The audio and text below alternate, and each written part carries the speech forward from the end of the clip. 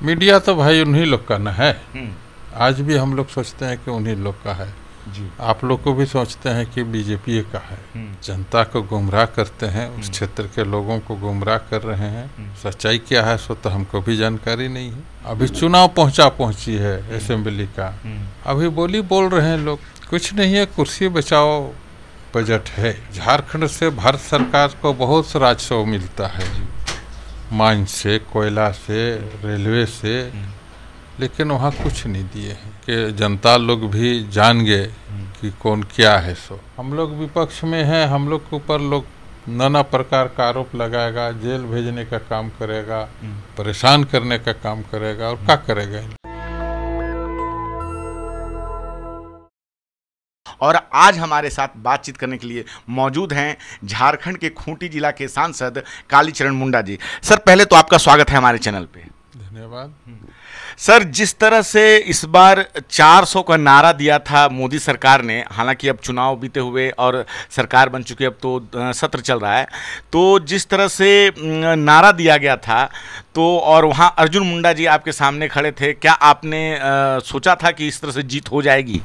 हाँ, हमने सोचा था, हमने जाना भी था कि अब की जीत निश्चित है। तो लेकिन जिस तरह से मीडिया में परसेप्शन बनाया जा रहा था कि जो है 303 सीटें पिछली बार थी और उसमें ये 100 सीटें ऐड कर रहे थे, तो लग रहा था कि एक तरह से मतलब हर जगह जो है उन्हीं की सरकार है। तो कैसे आपका ये विश्वास था, क्या कारण था? मीडिया तो भाई उन्हीं लोग का न है। आज भी हम लोग सोचते हैं कि उन्हीं लोग का है जी। आप लोग को भी सोचते हैं कि बीजेपी का है, समझे ना। हम लोग तो खेत खलिहान से आते हैं, कांग्रेस का वर्कर हैं, कांग्रेस का काम करते हैं, कांग्रेस पार्टी टिकट दिया, जीते। पिछली बार भी आप बहुत ही कम सीट वोटों के अंतर से बच गए थे, मतलब जीतने से बच गए थे, क्या कहना चाहेंगे? देखिए, पिछली बार 19 में भी हम लोग जीते हुए थे 2200 वोट से, लेकिन बेईमानी शैतानी करके लोग 1400 वोट से हराने का काम किया। अरे हरवाया।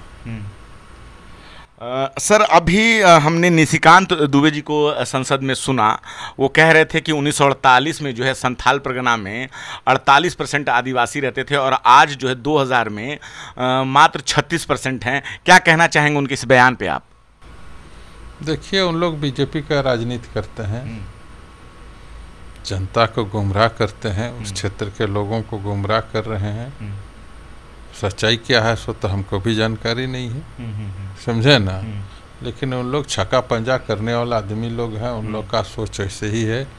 पहले कभी नहीं बोले, समझे ना। भारतीय जनता पार्टी का भी तो राजपाट था झारखंड में, उस समय क्यों नहीं बोले? केंद्र में भी था, राज्य में भी था, उस समय भी तो बोलना चाहिए था उन लोग को। उस समय तो उन लोग चुपचाप थे। अब तो चुनाव असेंबली पहुंची है, अभी लोग बोलेगा ही। तो उनका कहना होता है कि इंडिया गठबंधन की जब सरकार रहती है तब झारखंड में जो है बांग्लादेशी जो हैं, जो उनसे सटा राज्य जो जिला पड़ता है, उधर बांग्लादेशियों को महागठबंधन के लोग बसाते हैं, वोट बैंक की राजनीति करते हैं। ये गलत बात है। हमने अभी आपको कहा ना, बीजेपी का भी तो राजपाट था झारखंड में, जी, भारत में भी था, केंद्र में भी था। उस समय ये सब क्यों नहीं कहा? उन लोग इस लाइन पर क्यों काम नहीं किया? अभी चुनाव पहुंची है असेंबली का, अभी बोल रहे हैं लोग। सर, देश में नया बजट आ गया है, आपको क्या लगता है जिस तरह से इस बजट को कुर्सी बचाओ बजट कहा गया है, क्या आप इस बात को मानते हैं कि ये कुर्सी बचाओ बजट है, जबकि वो कह रहे हैं कि इसमें मध्यम क्लास के लिए काफ़ी कुछ किया गया है? कुछ नहीं है, कुर्सी बचाओ बजट है। अभी जैसे हम लोग को झारखंड से भारत सरकार को बहुत राजस्व मिलता है, माइन से, कोयला से, रेलवे से, लेकिन वहाँ कुछ नहीं दिए हैं, कुछ नहीं दिए हैं। अब क्या कहा जाए? इन लोग का भाई राजपाट है, जो करना है करे, लेकिन जनता तो जान गई, आजकल के जनता लोग भी जान गए कि कौन क्या है। सो सर, झारखंड में एक बाहरी भीतरी का मुद्दा काफ़ी गर्म रहता है। अब फिर से वहाँ विधानसभा चुनाव होने वाले हैं अक्टूबर में। आप खुद वहाँ के सांसद हैं और प्रमुख नेता हैं, तो इस बात को लेकर काफ़ी विवाद होता है और वहाँ के जो दोनों जो बाहरी और भीतरी का मुद्दा काफ़ी गर्म हो जाता है चुनाव को लेकर। तो आप क्या कहेंगे उसकी डोमिसाइल नीति को लेकर?